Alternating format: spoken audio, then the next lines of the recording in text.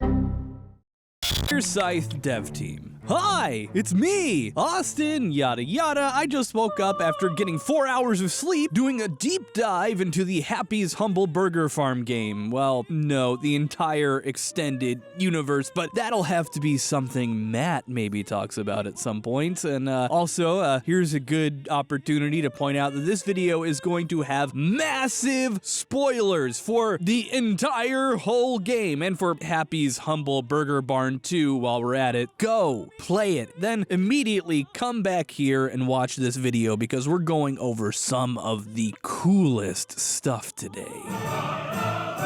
Let me pose to you a question. What exactly is going on in Happy's Humble Burger Farm? By using the powers of science, we're going to cover what feels like an in-depth exploration into the world of Happy's Humble Burger Farm, but in reality is just the very tip of the iceberg of the weird stuff going on in the Scytheverse. Today, we're going to figure out how exactly the company OBSCURA controls your mind with its cutting-edge mind control chip and forces you, the protagonist and the player, into doing its bidding by flipping burgers in a fast food restaurant. So sit back, relax, and open up a can of corporate-sponsored cola. Relax, be compliant, obey the system, and follow me as we stare into the depths of the void to answer this question.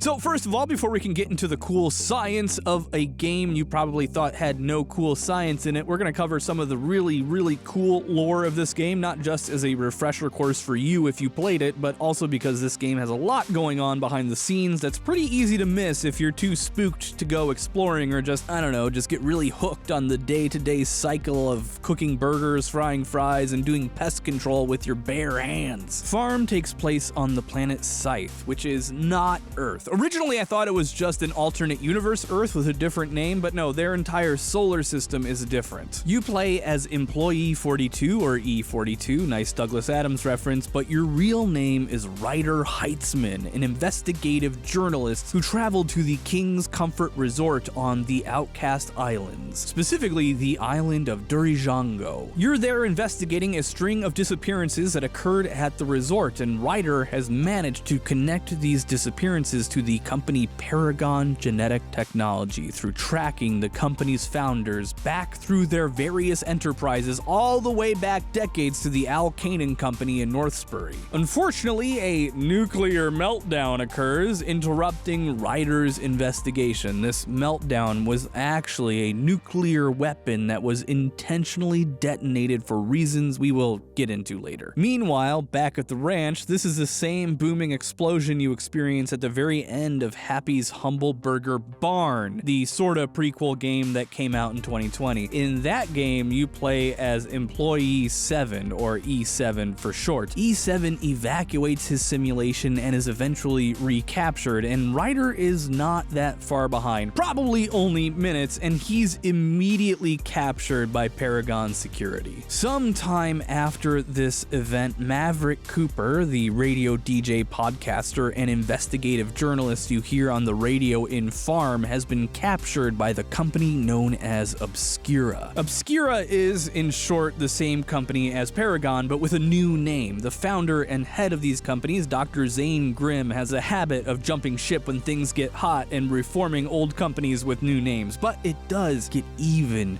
juicier. After the explosion took place and caused a massive state of emergency on Dirijango, Grimm leveraged the banding together of the three nations of Scythe, Darius, Sabbat, and Rabliag, to provide aid to form a totalitarian super government that controls the entire world, a technocratic oligarchy, leveraging a self-caused total disaster for world domination. Which brings us more or less up to date with where we are in Farm. After being captured, Ryder is implanted with a mind control chip by OBSCURA scientists, given a designation E42, and is dropped into New Elysian City, which is where you find yourself when you start the game. You are compelled to go to work at a fast food restaurant, Happy's Humble Burger Farm. Your job is simple: fill orders orders for customers, except something's not quite right. There's security guards made out of cardboard cutouts, all the citizens look the same, and if you dig deeper, you find a whole bunch of weird information about the shadowy OBSCURA company and the Lucidus initiative. What's more troubling, though, are the beasts that stalk the city. Rumors that turn out to be true of the Barnyard Buds mascots from the Farmyard series of cartoons lurking in the dark corners, killing and eating people. One mascot in particular stands out above all the others. Happy the Humble Heifer, aka Asset Joy, who shows a keen interest in the activities that go on in the burger farm. Try to skip a shift and she will drag you to work. Make too many mistakes serving customers and she'll use her control over the ACM to box you into the restaurant, wherein she'll stalk you horrifyingly until you either appease her or get eaten alive. And things only get weirder from there. It becomes fairly clear early on that you're not living in a real city, but rather a fake one, a massive underground dome. It's basically like The Truman Show, a city built entirely to isolate and test this mind control chip. In fact, Scythe devs actually put in a Truman Show reference, an incident where a cam light falls out of the sky. A thing that happens in The Truman Show is just to drive that message home. But why do that? Well, we will get there later. But for now, you do your job and explore the mysteries of New Elysian City, which, after defeating Peter the Pig with a wafer-thin mint, you find yourself deep in the bowels of an old, crumbling Paragon facility ruin, being chased by a giant Chuck the Chicken, or the rooster, whatever. After activating the power in the propane system, you fry Chuck to death and are able to escape, and it's here where things really begin to unravel. New Elysian City is powered by geothermal activity. This is when you use the natural heat of the earth and volcanic activity to boil water to spin turbines. By reactivating the power and propane systems in the old Paragon facility, E42 creates a massive power surge that blows out the power systems of the entirety of New Elysian City, and the illusion of the constructed world surrounding you begins to fall apart. Trees and lampposts just straight up disappear,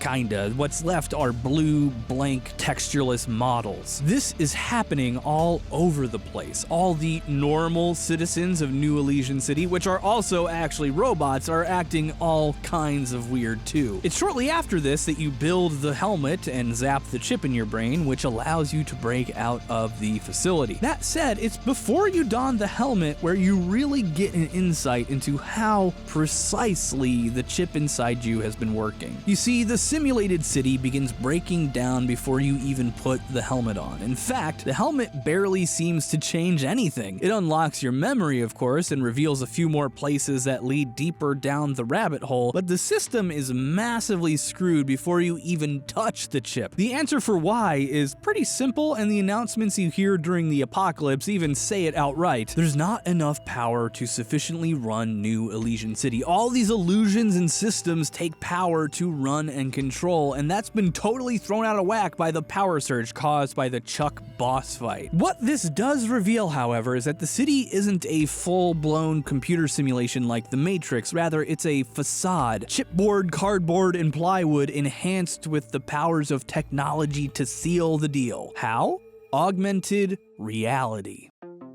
Augmented reality in our world is a way of using cameras, screens, and fast processing to add a bit of unreality into reality. Pokemon Go is a great example of this, so is that Mario Kart game that I didn't actually end up buying that lets you build an actual Mario Kart racetrack in your home. It's effectively a projected dose of reality. And this is literally what you're experiencing in New Elysian City, and there's clues very early on. Before you even leave your apartment, in fact. If you head over to the sliding glass door and look into it, you can see a reflection. That reflection does not match the apartment that you are presently in. There's posters on the wall that you can't even see. This, in fact, is the real apartment, the stage that you're living on without the computerized projection over it. But it gets even better, because before you even leave, you get the name OBSCURA, either from radio broadcasts or from that little Walkman thing itself. itself. Obscura, of course, is a play off of obscure, hinting at a hidden truth, but even better, it references a camera obscura, which is a way of using a small hole in the wall in a dark room to project lit images from the other side onto a surface for study or portraiture. Later, you can find documents referencing the Lucidus Initiative, which is also a name that's pulling double duty. It's a play off of lucidity, a word used to describe consciousness, but it's also referencing camera lucida, which is also a technology used to project images onto a surface. It's a pretty clever observation, right? Well, I wish I could say I made it myself, but I didn't. When I was in the Happy's Humble Discord, developer Caleb Alfada pointed this out to a few of us, and it blew my mind. Really amazing stuff. So how precisely does a chip in your brain create a fabricated reality around you? Well, originally I thought the chip would interface with the back of your head around the occipital lobe here, because this is where visual information comes into your brain, but we can see in sketches left behind by E7 that this is not how the chip works. It's not connected to the occipital lobe in the back portion of your brain. It's connected to the parietal lobe, which in fact is a much better place to connect a chip if you want to enhance reality around someone. Why? Well, the occipital lobe does take visual information from the eyes and breaks it down into its raw form and processes it. That is true, but then a lot of this information is piped through the parietal lobe for further processing. What's more, the parietal lobe processes your basic sense of touch, sense of space and distance, language processing, and even some visual information. This chip directly interacts with the part of your brain that makes you experience the world around you, and by stimulating it with controlled electric pulses can mostly make you see and feel whatever it wants you to, within limitations. This includes hiding things that would ordinarily be in plain sight, or making a bed that is actually made out of wood feel like it's soft and comfortable. The helmet, therefore, is designed to disrupt this core function of the chip with a camera, a clock, and an FM transmitter. Well, as crazy as that sounds, it's not that far out there. A good chunk of you might be too young for this, but did any of you ever use a disposable camera? Once you fire them and the flash goes off, you can hear this faint, high-pitched whining. This comes from the boost converters inside the camera that are increasing the voltage from the batteries so they can charge surprisingly strong capacitors inside. Capacitors are electronic devices designed to hold a specific charge for some length of time before releasing it all at once. And when you release a large electric charge all at once, it creates electromagnetic waves, sometimes called electromagnetic pulses. And these things can be massively damaging to delicate electronics that aren't shielded properly. Electromagnetic fields can cause charges to flow in wrong directions and in voltages that are too extreme for the internal components, which can create a ton of damaging short circuits in a fairly short period of time. The FM chip here is likely used as a signal booster to increase the penetration of the electromagnetic signal. Since an FM, or frequency modulated signal, is itself also electromagnetic energy, this is the perfect application. We know that this is how it's working because,